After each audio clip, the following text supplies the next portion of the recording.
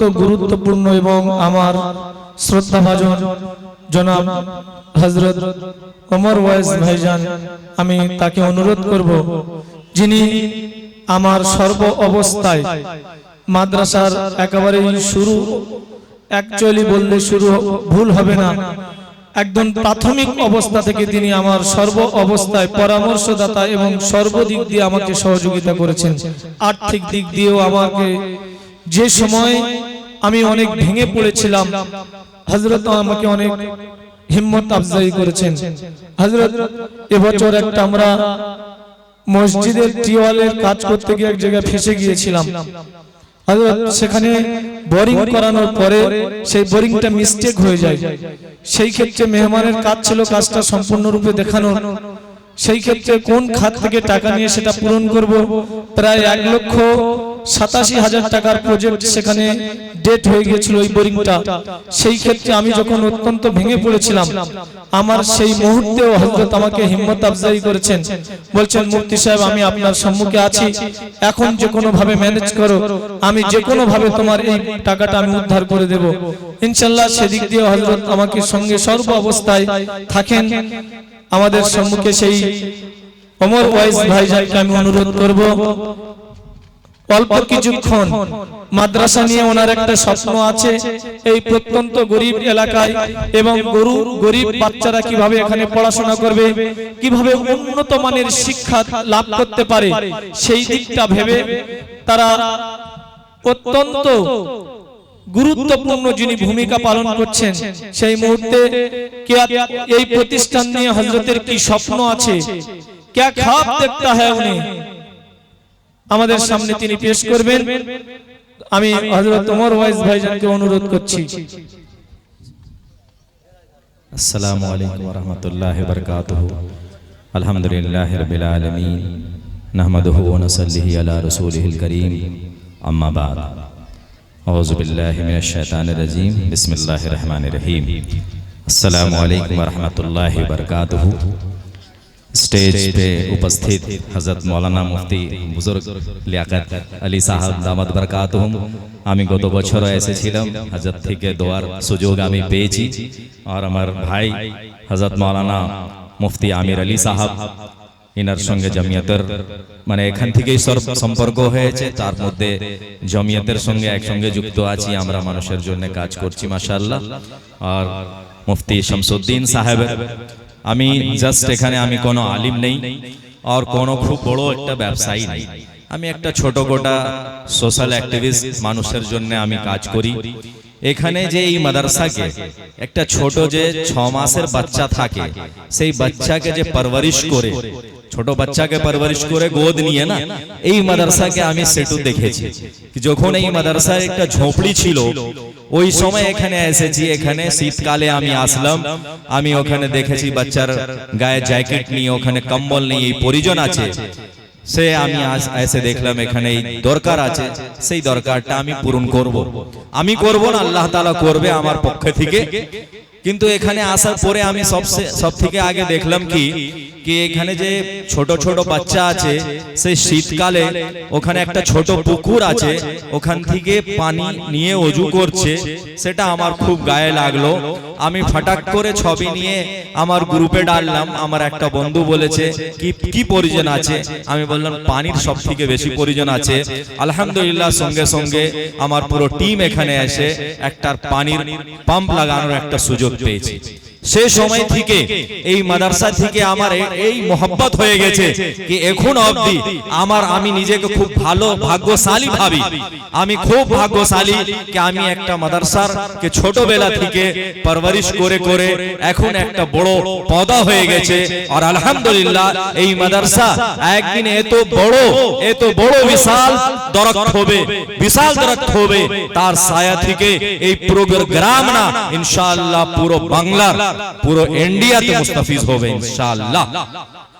আমি এখানে মুফতি সাহেবের সঙ্গে আলোচনা করেছি যে আমি আলিম নেই, কিন্তু আলিমের সঙ্গে থাকি। আর আলিমের সঙ্গে পুরো মাদ্রাসা, দারুল উলুম, মাজাহিরুল উলুম যত মাদ্রাসা আছে আমি ঘুরেছি। আমি বিভিন্ন বাংলাতে অনেক গ্রামে গ্রামে গিয়ে আমি মাদ্রাসাতে গিয়ে মাদ্রাসার কাজকর্ম দেখেছি, যেখানে যা আমার সুযোগ হয় আমি ওখানে আমার বন্ধু থেকে সাপোর্ট নিয়ে ওখানে কাজ করি। কিন্তু আমি মুফতি সাহেবকে বললাম, মুফতি সাহেব আমি এখানে এসেছি, আমার একটা স্বপ্ন আছে। সেই স্বপ্নটা কি? সেই স্বপ্নটা যে রাওয়াইতি মাদ্রাসা আছে, সেই রাওয়াইতি মাদ্রাসা থেকে একটু সরে আমাকে একটা মডার্ন মাদ্রাসা করতে হবে। এরকম মাদ্রাসা হোক যেখান থেকে আরবি শিক্ষার, কোরআন আর হাদিস শিক্ষা নিয়ে সে ছেলেটা ইংরেজি শিক্ষা নেবে, সেই বাচ্চারা কম্পিউটারের শিক্ষা নেবে, সেই বাচ্চারা প্যারামেডিক্যাল শিক্ষা নেবে, সেই বাচ্চারা ওখানে টেকনিক্যাল ইনস্টিটিউট তৈরি হবে ইনশাআল্লাহ। মুফতি সাহেব বললেন, উমর ভাই আমারও স্বপ্ন এটা। আমি বললাম তাহলে আমি এই স্বপ্নটা লেগে যাচ্ছি। আর আমি আল্লাহর কসম খেয়ে বলছি, সারা দিন সারা রাত যখন আমি স্বপ্ন দেখি যে আমি একটা এরকম প্রতিষ্ঠান তৈরি করার জন্য যে আমি কাজ করছি, সেখানে একটা এরকম নমুনা হবে যে মাদ্রাসা থেকে যখন হাফিজ বের হবে, ওই হাফিজে কারো মুহতাজ থাকবে না, ওই আলিম কারো মুহতাজ থাকবে না যে আমাকে মাদ্রাসাতেই পড়াতে হবে, আমাকে ইমামতি করতে হবে না, এরকম মুহতাজিক না হোক, বলকে নিজের পায়ে উপরে যে কোনো লাইনে যে কোনো ফিল্ডে ও দাঁড় হতে হবে। এরকম মাদ্রাসা তৈরি করার আমার একটা স্বপ্ন ছিল। সেই স্বপ্নটা আলহামদুলিল্লাহ সুম্মা আলহামদুলিল্লাহ মুফতি সাহেবের সঙ্গে মিলে আমি এই গ্রামে, যেখানে একটা মানে গ্রাম থেকে অনেক দূর আলাদা যে জায়গা, যেখানে আশেপাশে কোনো বাড়ি নেই, এইখানে এই মাদ্রাসার তৈরি হতে আমি একটা এই স্বপ্ন দেখছি ইনশাআল্লাহ। তো আমি যে বলতে চাইছি আপনাদের সঙ্গে, এটা একা কারো মানুষের কাজ নেই, এটা সবাই মিলে করতে হবে। এখানে প্যারামেডিক্যাল হবে ইনশাআল্লাহ, এখানে কম্পিউটারের ক্লাস হবে ইনশাআল্লাহ, এখানে ইংলিশ কোচিং হবে। এই বাচ্চাটা যে মাদ্রাসাতে পড়ছে, যে কোরআন আর হাদিসের ইলম হাসিল করছে, সঙ্গে সঙ্গে কম্পিউটারের ইলম হাসিল করবে, সঙ্গে সঙ্গে ইংরেজির ইলম হাসিল করবে, সঙ্গে সঙ্গে প্যারামেডিক্যালের ইলম হাসিল করবে, সঙ্গে সঙ্গে টেকনিক্যাল ইনস্টিটিউট করবে, সঙ্গে সঙ্গে মেন স্ট্রিম এডুকেশনতে গিয়ে ডক্টর ইঞ্জিনিয়ার হতে পারবে। এটা হওয়ার দরকার। এখন কি হচ্ছে, ডাক্তার হচ্ছে, ও তো দিন থেকে কোনো মালুমাত নেই। এক ডক্টর যখন হয়, যখন ওর দিনের ইলমে থাকবে, আপনি চিন্তা করতে পারেন ওই ডাক্তারটা কত ভালো ডাক্তার হবে। ও ডাকাত ডাক্তার হবে না, ও গোলা কাটার ডাক্তার হবে না, ওই ডাক্তার মানুষ হবে। একটা যদি ছেলে যদি উকিল হয়, ওই উকিল যখন এই সময় যে পেশাদার উকিল আছে, একটা উকিলের চক্করে যদি আপনি পড়ে যান, তাহলে আপনার বাড়ি ঘর সব বিক্রি করতে হবে। কিন্তু যদি একটা আলিম একটা হাফিজ উকিল হয়, তা আমি আপনাকে এটা বিশ্বাস দিলাচ্ছি, ওই আলিম ওই হাফিজ যে উকিল হবে, সে ওরকম উকিল হবে না যে আপনার বাড়ি ঘর সব কিনে নিয়ে বিক্রি করিয়ে দেবে।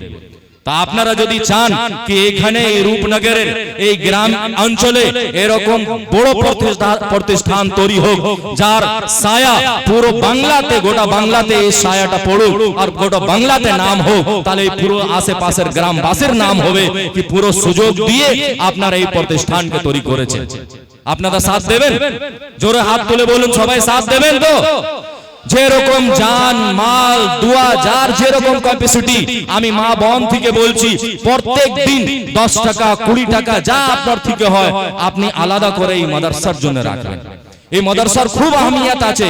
যদি এই মাদ্রাসা পৃথিবীতে থাকতো না, এখন পৃথিবীতে একটাও মানুষ যখন আল্লাহ বলার নাম নিচ্ছে, যখন আল্লাহ বলার সুযোগ পাচ্ছে, এই মাদ্রাসা থেকে হচ্ছে। এই মাদ্রাসা থেকে এই মুফাক্কির, মুহাদ্দিস, আলিম, মুবাল্লিগ তৈরি হয়ে যাচ্ছেন আর পুরো পৃথিবীতে ইলমে দ্বীনকে রোশন করছেন। এই মাদ্রাসা থেকে দ্বীন শিখে আপনাকে নামাজ শিখাচ্ছে, আপনাকে কোরআন শিখাচ্ছে, আপনার জানাজার নামাজ পড়ছে, নিকাহ করতে হবে। এই মাদ্রাসার প্রোডাক্ট আপনাকে আমাদেরকে শিখাচ্ছে। আর ওর পার্সেন্টেজ কত? Only for 2.5%। মাদ্রাসার শিক্ষা পড়তে কত লোক যায়? 2.5%। যদি এই 2.5% জন্য 2.5-27 জন্য যদি মাদ্রাসাকে আমরা খুব একটা বড় প্রতিষ্ঠান না করতে পারি, এই মাদ্রাসাকে যদি আমরা ধরে না রাখতে পারি, তাহলে আপনি যেরকম আগে উলামায়ে কেরাম বলেছেন, আপনি ঈমান থেকে হাত ফেলে দেবেন, আপনার কাছে ঈমান থাকবে না। থাকবে? বলুন, থাকবে? আপনার থেকে আমি কোশ্চেন করছি, থাকবে ঈমান যদি মাদ্রাসা না থাকে? এই মাদ্রাসার নিসবত যেরকম মসজিদ খানায় খোদা আছে ওরকম মাদ্রাসা জনাবে মুহাম্মদ রাসূলুল্লাহ সাল্লাল্লাহু আলাইহি ওয়াসাল্লাম খানা আছে। এটার নিসবত সুফা থেকে আছে, আসহাবে সুফা যে জনাবে মুহাম্মদ রাসূলুল্লাহ সাল্লাল্লাহু আলাইহি ওয়াসাল্লাম সঙ্গে ইলম দ্বীন হাসিল করে পুরো পৃথিবীতে ইলম করেছেন। এই জন্য আমি খুব ভাগ্যশালী নিজেকে ভাবছি যে আমি মুফতি সাহেবের মতন একটা এরকম লোক পেয়েছি, তাদের সঙ্গে আমার কাজ করতে খুব ভালো লাগছে। আমি খুব বড় ব্যবসায়ী নেই, কিন্তু অনেক আমার